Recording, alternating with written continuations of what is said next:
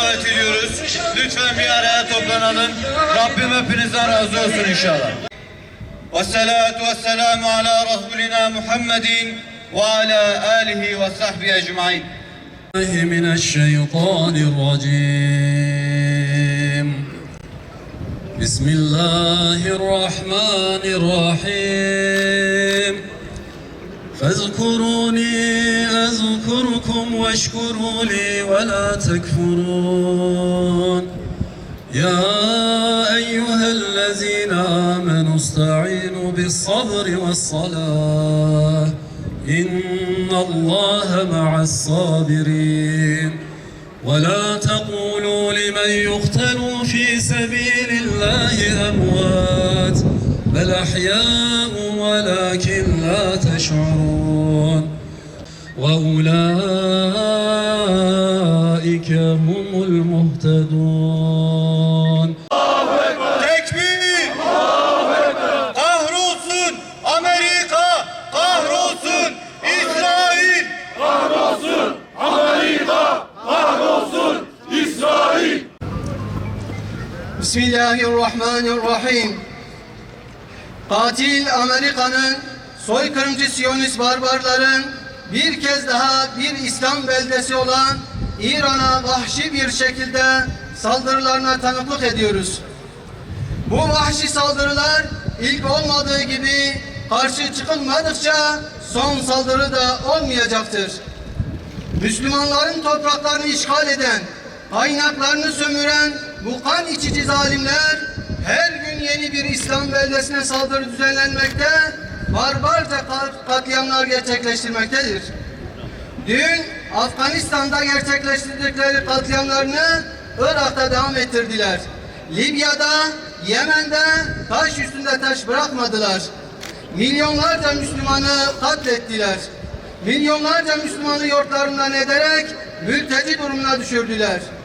Suriye'yi, Lübnan'ı yeni icat ettikleri silahların deneme alanı haline getirerek on binlerce Müslümanı acımasızca kıyımdan geçirdiler. Yine on binlerce aileyi parçaladılar. Yüz binlerce insanı evsiz, barksız bir şekilde mülteci kamplarına mahkum ettiler. 3 yıldan fazladır katil abade ve vahşi Siyonistler Gazze'de 100 yılın en büyük soykırımını gerçekleştirdiler. Çocukları açlıktan, susuzluktan, ilaçsızlıktan ölüme mahkum ettiler. Halen Gazze'li Müslümanlara yönelik en acımasız bir şekilde vahşi saldırılar devam ettirilmekte. Dünyanın gözü önünde çocukların açlıktan ölmesi için ablukayı gaddarca sürdürmektedirler. Bir haftadan bu yana bu katiller sürüsü İran'ı en vahşi şekilde bombalamaktadırlar. Sadece bir ilkokulda 160'tan fazla kız çocuğunu füzelerle katlettiler. İslam Cumhuriyeti liderini ve Genelkurmay Başkanı da dahil olmak üzere binlerce Müslümanı şehit ettiler. Bu vahşi saldırılar halen devam etmektedir. Bütün bir İslam coğrafyasını Siyonist işgalcilerin güvenliği bahane ederek kan gölüne çevirdiler. Çıkardıkları kaos ve kargaşalarla milyonlarca Müslümanı evinden, yurdundan ederek mülteci durumuna düşürdüler. Biz biliyoruz ki zulüm burada durmayacak. Yeni işgal ve katliamlarla Siyonist barbarların güvenliği bahane edilerek milyonlarca Müslümanın kanı akıtılacaktır. Afganistan, Suriye ve Gazze ile yetinmeyen bu katil emperyalistlerin İran ile de yetinmeyeceklerini çok iyi bilmemiz lazımdır. Eğer İran'da istediklerini elde ederlerse sırada başka yerlerin de olacağını söyleyerek bizi tehdit edip durmaktadırlar. Hiçbir kutsalı, hiçbir ahlaki değeri tanımayan bu insan kılıklı yaratıkların vahşette sınır tanımadıklarını Gazze'de gerçekleştirdikleri soykırımdan hepimiz çok iyi biliyoruz. Ülkelerinde Amerika'ya askeri üs kurma izni verenler de şunu iyice bilmelidirler ki her üs işgal için bir adımdır ve hepiniz tehlikedesiniz. Amerika bu üsler ile sizi koruma derdinde değil, aksine yeri ve zamanı geldiğinde işgale zemin hazırlamaktır. Nitekim bu üslerin soykırımcı Siyonist çetenin saldırılarında herhangi bir karşılık vermediğine herkes şahit olmuştur. Bu ülkelere ve halklarına çağrımız şudur: sömürgecilerin kaynaklarınızı sömürmesine, işgalin öncü gücü durumundaki askeri üslere izin vermeyin. İslam dünyasında adım adım yürütülen işgal ve katliamların bir gün size de uğrayacağını unutmayın. Emperyalistlere değil, Müslüman kardeşlerinize ve Allah'a güvenin. Küçük çocuklara tecavüz edip öldüren ve kanlarını içip etlerini yiyecek kadar insanlıktan çıkan vahşi yaratıkların karar verici konumda oldukları bir dünyada yaşıyoruz. İpleri küresel Siyonist çetenin elinde olan pedofili sapkınlar dünyaya kaos, karmaşa ve vahşetten başka bir şey veremezler. Bu barbarlara karşı ayağa kalkıp dur deme zamanı çoktan gelmiştir. Bütün insanların izzetli bir şekilde ayağa kalkarak bu aşağılık yaratıkları alaşağı etmeleri, zulüm düzenlerini yerle bir etmeleri gerekir.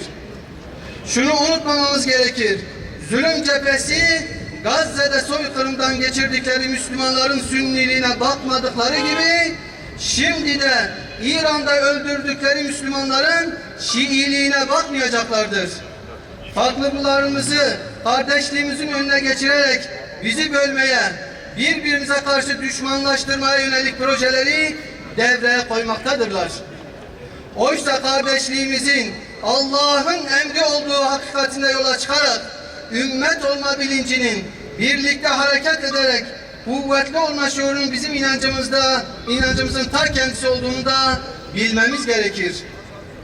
Bütün Müslümanların küfrün vaatlerini, algılarını, hile ve oyunlarını ayaklarının altına alarak izzetlice kalkmaktan başka bir seçeneği yoktur.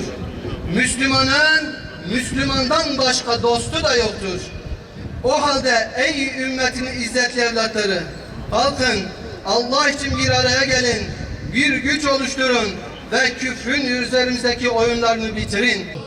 Her Ramazan'da olduğu gibi bu Ramazan'da İslam coğrafyasını kana bulamaya çalışan şeytan Amerika ve iblisin tohumu Siyonistlerin hezimete uğratıldığını bizlere gösteren Rabbimize hamdü senalar olsun. Tel Aviv'i yerle bir eden, Tel Aviv'i Gazze gibi taş üstüne taş bıraktırmayan Siyonistlere mezar eden Rabbimize hamdü senalar olsun. Siyonizmin köpekliğini yapan, Amerika'nın gemilerini batıran, ona güç kuvvet veren, o güç için Müslümanlara cesaret veren Rabbimize hamdü senalar olsun.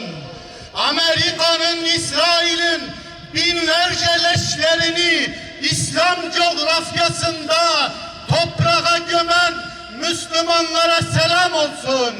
İzzeti, şerefi İslam'da anlayan, el-izzetu lillah, İzzet Allah'tandır diyerek Amerika'ya ve İsrail'e boyun eğmeyen, bizatihi onları bu Orta Doğu coğrafyasından çıkarmak için mücadele veren bütün Müslümanların gazası, mücadelesi, şehadet operasyonları mübarek olsun. Amerika'yı gömdüğün gibi Orta Doğu'da, İslam coğrafyasında Amerika'yı gömmeyi bizlere nasip et. Sen görensin, sen kadiri mutlaksın. Ya Rabbi, o anı bizlere yaşat ve burada bulunan Müslümanlarla birlikte, ümmetle birlikte Kudüs'e gitmeyi, İslam'ın bayrağını çekmeyi hepimize nasip eyle. Bize kuvvet ver, bizim elimizle Siyonizmi yok etmeyi nasip eyle. Ya Rabbi, İsrail'e, Amerika'nın uşaklarına atılan her füzeyi isabet eyle. Ya Rabbi bizlere acı çektirdikleri gibi analarımızı, çocuklarımızı ağlattırdıkları gibi bizleri İsrail kaçıyor, Amerika kaçıyor, pilotları kaçıyor, hepsi kaçıyor. Allah'ın izniyle kaçacaklar. Tekbir!